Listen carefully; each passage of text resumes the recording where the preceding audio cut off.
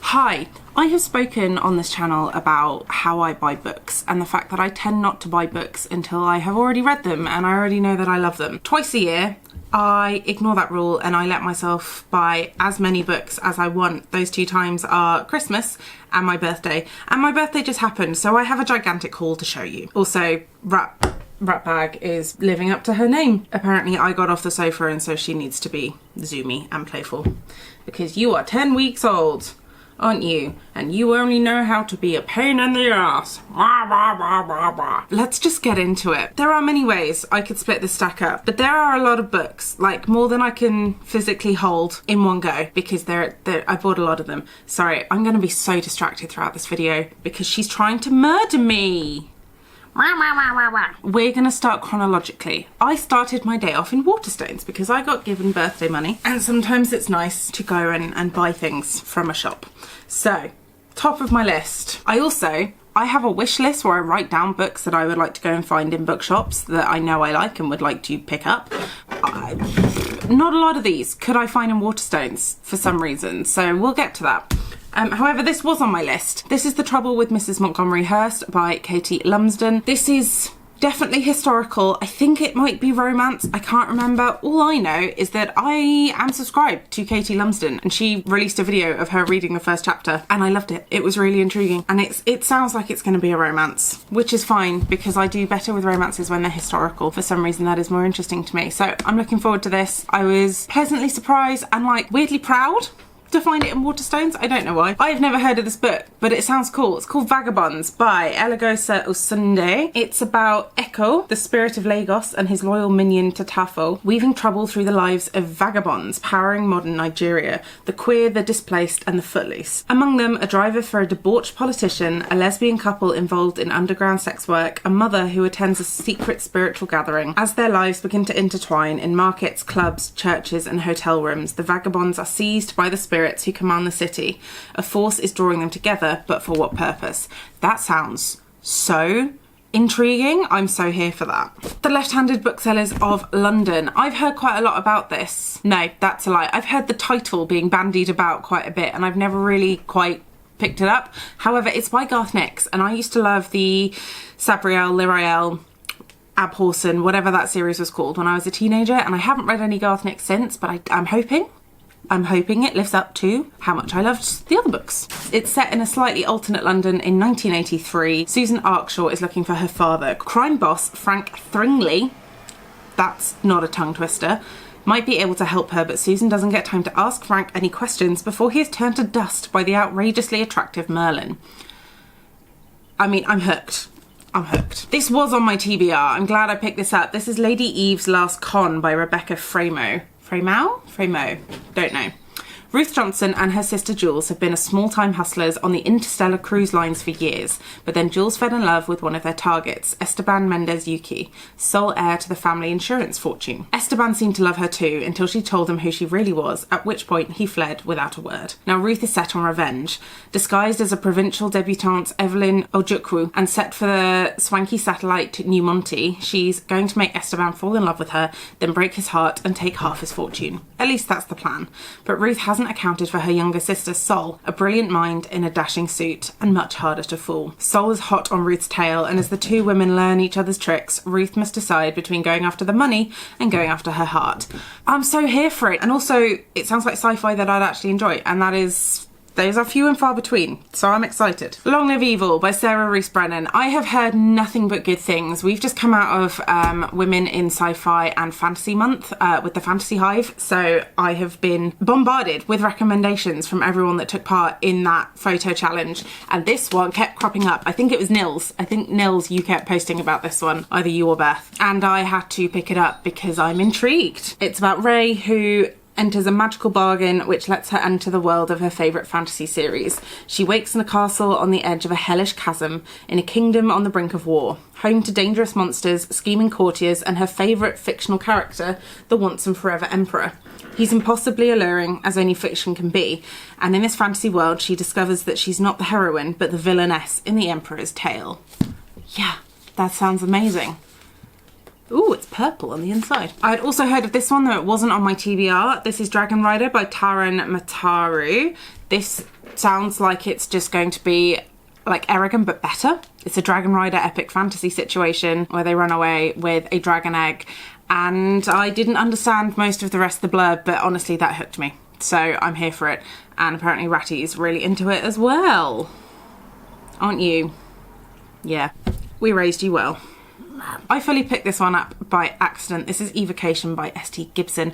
I was quite tired by this point and I thought it was When Among Crows by Veronica Roth, which I was sent an arc of and reviewed it and loved it. This is not When Among Crows, this is Evocation. This was on my TBR for such a long time and I took it off because I had heard poor reviews from other people and I just kind of lost interest. It didn't sound like it was going to be the kind of book that I wanted to read, but then I bought it anyway, so we're gonna try it. If I don't like it, I'll just pass it on to someone else. That's fine. Fathom Folk by Eliza Chan. This is mermaids and underwater fantasy, and I don't read anywhere near enough of this. This was also heavily recommended in the Women in Sci-Fi and Fantasy photo challenge, so I picked it up. Honestly, it's so freeing to be able to go into a shop and just put whatever you want in the basket, and I highly recommend it.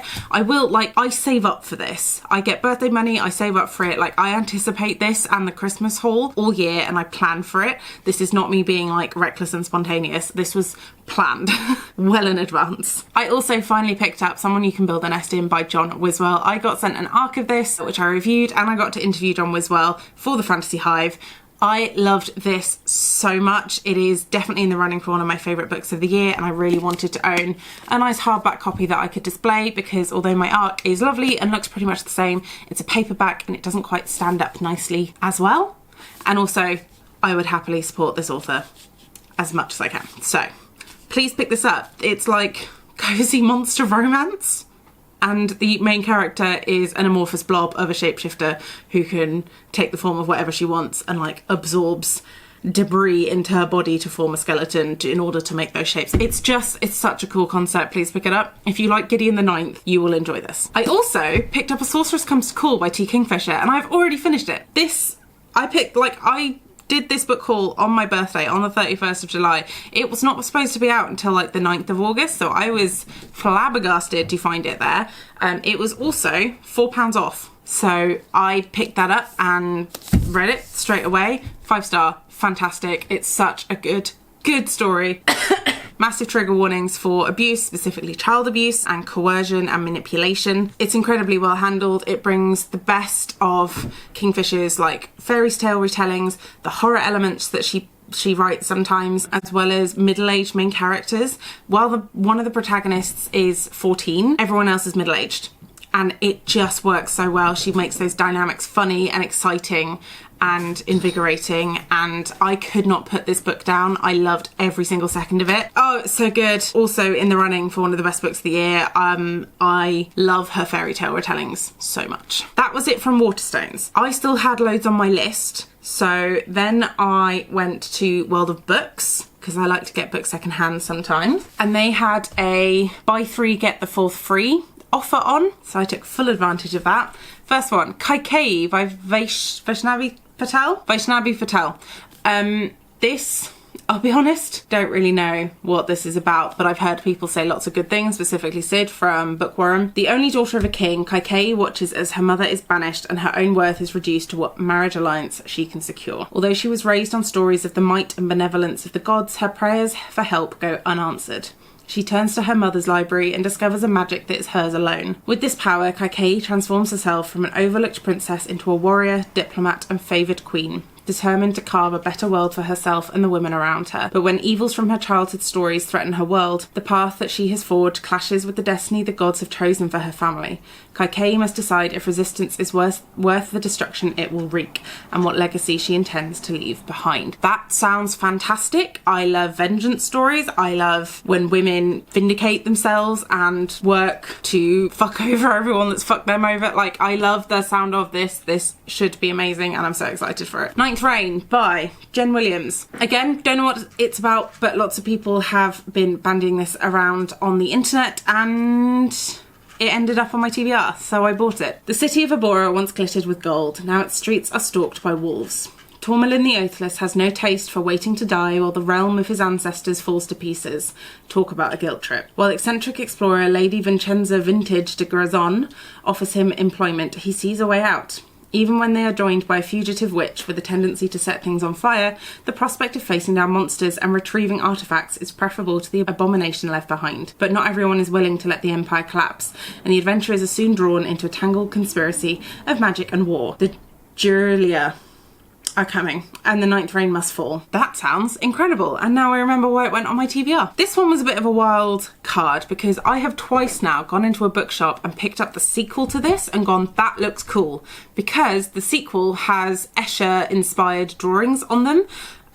If you don't know what Escher is, he was an artist. He made famous pictures like this that you will probably recognise. He is one of my favourite artists. I absolutely love his works. I think they're so cool. But this sounds like it's dystopian, possibly slightly sci-fi, maybe a little bit satirical. Thank you for the licks. I've eaten the ham sandwich, mate. There's no more ham. And I know that's very disappointing for you. This is called Momenticon. The world has become a dangerous place. The atmosphere has turned toxic, destroying almost all life and most of humanity too. Survivors live in domes protected by chitin shields, serving one or other of the last two great companies. A long period of uneasy collaboration between Tempestus and Genrich is about to end, and they have very different visions for mankind's future. Far from these centres of power stands the Museum Dome, home to mankind's finest paintings and artefacts, and their curator, a young man, Fogg, who has laboured for 3 years without a single visitor. Then a mysterious pill, a Momenticon, appears in the museum and triggers a series of bewildering events, embroiling Fogg and his unexpected new companions in a desperate fight against the dark forces which threaten to overwhelm all that remains, and time is running out. Yes. Yes, yes, yes. I'm here for museums full of weird and wonderful artefacts, and the fact that, like, old school Alice in Wonderland and Sherlock Holmes and Don Quixote and other references like that are all on the cover. Like, that's really promising. The Unbroken by C.L. Clarke. This has been on my TBR for absolutely ages, and if I didn't buy it, I was never going to pick it up. So I bought it. Everyone rages about this. I'm here for it. It's an epic fantasy about war and an assassin and a turncoat, and someone really wants to win back the throne via assassinations and massacres. I'm here for it. We'll give it a go.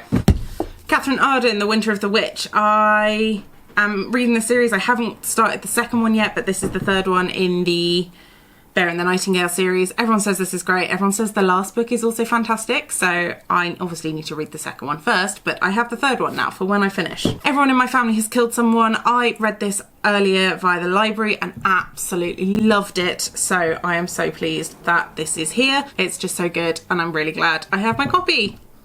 Excitement. And then finally we have a giant sticker over the front. This is called Soulless. This is a gaslamp fantasy about a lady who has no soul. Alexia Tarabotti is labouring under a great many social tribulations. First, she has no soul. Second, she's a spinster whose father is both Italian and dead. Third, she was rudely attacked by a vampire, breaking all standards of social etiquette. Where to go from there? From bad to worse, apparently, for Alexia accidentally kills the vampire, and then the appalling Lord Macon,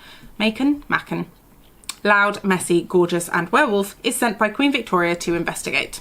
With unexpected vampires appearing and expected vampires disappearing, everyone seems to believe that Alexia is responsible.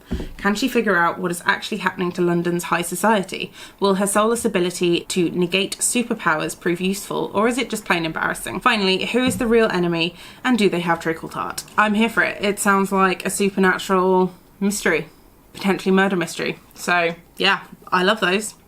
I'll have that, thank you. You've just sat on the pile of books that I want to read. Thank you. Now I can get at them. This is Fog and Fireflies by T.H. Lennon. This is an indie pub book that I read much earlier this year. It is like heavy Ghibli vibes, and it is just fantastic, and I loved it so much. It's about a village which is surrounded by an insidious fog that seeks out and kills the adults that come near it. So the children are in charge of security and patrolling the village. Huge themes of parentification, lots of adventure, lots of weird creatures. Humans are very much the minority in this book. There is weird mysteries, there's lots of lore to this world. It's just so great. Oh, and there's illustrations as well. Illustrations. Yeah, Rat Bag's quite into the illustrations as well. Thank you. Why are you staring at me? Pick it up, please. It's so good. Then I picked up Drowned Country by Emily Tesh. This is a little novella. This is the second in the... I don't know what the series is called, but the first one is Silver in the Wood. Silver in the Wood was Queers and Forest Spirits and Grumpy Old Men. This is Queers, Grumpy Old Men and Fairyland. I recommend it. It's very good. Then I got my hands on The Grey House by Marion Petrosian. This is translated from Russian. It is fantastic. It is the most joyful representation of disability I've ever read in a book. It is huge. It is largely plotless. It is just a character study of all these students who are living in... Stop chewing my books, those are new! Living in a residential home for people with physical disabilities. They all have nicknames based on their disabilities that they give each other, and their disabilities are something that are celebrated, that are acknowledged, and they're just a part of life. There is no social stigma that they adhere to because they are living in their own little bubble. She is chewing my hardbacks. I think, yeah, we're just gonna put you down there. Thank you. And it's a little bit Lords of the Fly-ish because they just run wild and they do whatever they want in this house because they can, and their caretakers don't give a shit about them. I loved it. I loved it. It took me forever to slog through. If you want the audiobook, it's currently on Everand. That's where I listen to it. It looks a bit intimidating and it will take you a while to get through, but it is worth it. There is a plot, it's just thin, and if you love the characters, you will love this book. So please, please give this a go. Lastly, another contender for my favourite book of the year. This is The Sky on Fire by Jen Lyons. I also got an ARC of this. I read it. I've talked about it on here before. I adore this book. Dragon Heist, standalone fantasy, queer rep, disability rep, autism rep, polyamory rep, done well, non-stop action, and every single character in this is a little bit snarky. It's just so good, it's so entertaining, and did I mention it's standalone? You're not committing to a series, it's just standalone. Please pick this up. I'm so glad I filmed that because now I can finally shelve them and get them off my desk. Oh, have you read any of these? Have you added any of these to your TBR now you've heard about them? Please let me know in the comments below. Drop me a like, hit subscribe if you want to see more of this or more of the Rat Bag, because I upload videos every Sunday. I'm pretty sure my Q2 stats are up next week, and